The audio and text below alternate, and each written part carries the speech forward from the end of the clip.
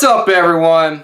Welcome back to the Daily Sean. For those of you who haven't been here before, my name is Sean. I do a daily video on something related to nursing. No rhyme or reason. Probably not going to change. Two types of nurses that we usually end up becoming through the years. Did you ever notice that we transition into a very different nurse after we've been doing this a while? It's as if the profession changes us. When we start this profession, we're out to save the world. And while we still want to save the world years later, we usually save it in just a different manner. Case in point, when you first start this job, first several years that you're doing this job, and you have a patient that is wanting to sign out AMA, against medical advice. Basically ready to go home and sick and tired of the care that you're providing. They've decided that it's just time for them to go. Two types of nurses we usually transition from. When we first start this job, we're all about trying to save them. We're out to stop them in their tracks.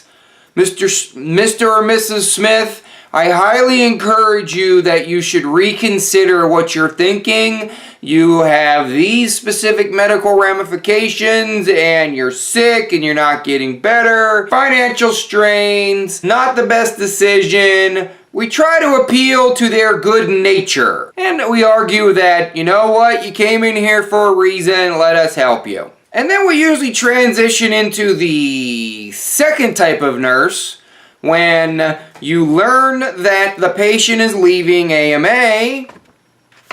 There you go.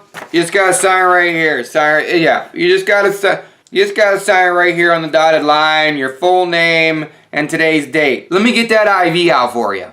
Now, some would argue that we all of a sudden don't care, but we transition from the uncontrollable to the controllable.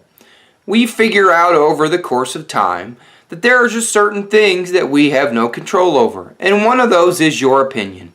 We have figured out over time which battles are worth fighting. This transition is also evident sometimes when you are trying to arouse the comatose/somnolent patient.